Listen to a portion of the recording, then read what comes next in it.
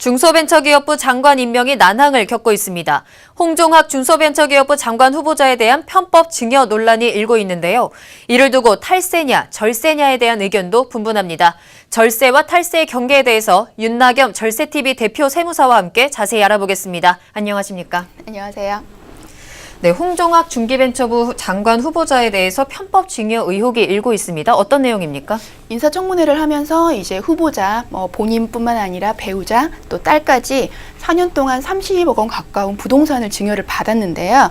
이게 봤을 때 쪼개기 증여가 지금 굉장히 문제시가 되고 있죠. 우리나라 증여세는 받는 사람 기준으로 세금을 계산을 하거든요. 10%부터 최고 50%에 가까운 세금을 내기 때문에 쪼개서 증여를 하게 되면 아무래도 세금을 최소 1억 원 이상씩 절세를 할 수 있는 부분이기 때문에 쪼개기 증여 방법을 사용했다고 볼 수 있습니다. 네. 이 부분에 대해서 청와대 측에서는 탈세인지 절세인지 정리를 해봐야 된다라고 얘기를 하고 있는데 어떤 내용인가요? 탈세와 절세라는 이제 그 단어 자체부터 아실 필요가 있는데요. 네. 둘 다 세금을 줄이는 방법이기는 해요. 근데 탈세는 법을 위반하면서 하는 세금을 줄이는 행위이고요.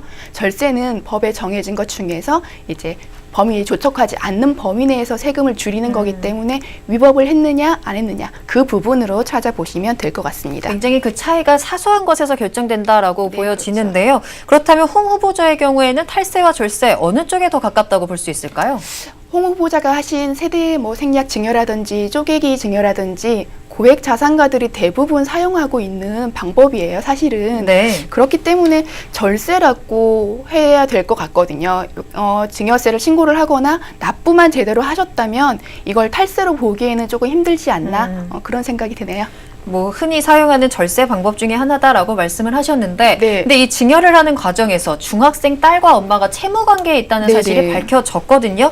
이 부분은 좀 아무래도 좀 의혹이 생기는 부분인데 어떻게 그 모녀 사이에 채무 관계가 생길 수 있는 걸까요? 이게 증여를 받게 되면 아무래도 세금을 내야 되잖아요. 네. 이 증여세를 중학생이 낼 수는 없겠죠. 그래서 엄마가 대신 증여세라는 세금을 내주고 대신에 금전 소비대차 계약을 쓰는 거예요. 네. 대신에 이제 이 월세를 받음으로써 그걸로 원금을 상환하는 조건? 그렇기 때문에 재산도 증여받고 이제 채무도 생기게 된 거죠. 근데 이 부분이 조금 문제가 된 게 오늘 나온 부분인데 예금이자를 딸이 200만 원 가까이 납부를 했다라는 얘기가 네, 있더라고요. 그 부분 때문에 이거는 10억 이상 예금이 있을 경우에 나오는 세금이라서 이거에 대해서는 조금 문제가 되지 않나 이런 생각이 드네요. 네, 또 아무래도 딸이 미성년자이기 때문에 그 부분도 굉장히 도덕적으로도 문제가 되고 있는 부분 중에 하나입니다. 이 논란과 관련해서 청와대 측 그리고 야당 측의 입장이 갈리고 있죠. 그렇죠. 이제 여당 측에서는 아무래도 쪼개기 증여 자체가 정상적인 절세 방법이다라고 하고 있고요. 야당은 아무래도 홍 후보자 같은 경우에 예전에 부의 세습이라든지 이거 자체를 발언을 한 적이 있잖아요. 네. 그래서 아무래도 이 부분에 대해서는 사퇴를 하는 게 맞지 않느냐 이렇게 얘기하고 있어요. 그렇군요. 꼭 홍종학 후보자가 아니더라도 절세와 탈세의 경계에서 좀 고민하시는 분들이 많을 것 같아요. 절세가 탈세가 되지 않기 위해서 주의해야 될 점이 있다면 어떤 게 있을까요? 아까 말씀드렸다시피 구분 자체가 좀 모호해요. 그렇기 때문에 세법에 이게 정해진 바가 있는지를 우선 예규라든지 판례라든지 한번 살펴보시고 그게 없다면은 절세라는 방법으로 이용하실 수 있다라는 말씀을 드리고 싶네요. 그렇군요. 만약에 이게 탈세라는 것이 밝혀진다면 그럼 처벌은 어떻게 되는 건가요? 세법에는 조세범 처벌법이라는 게 있거든요.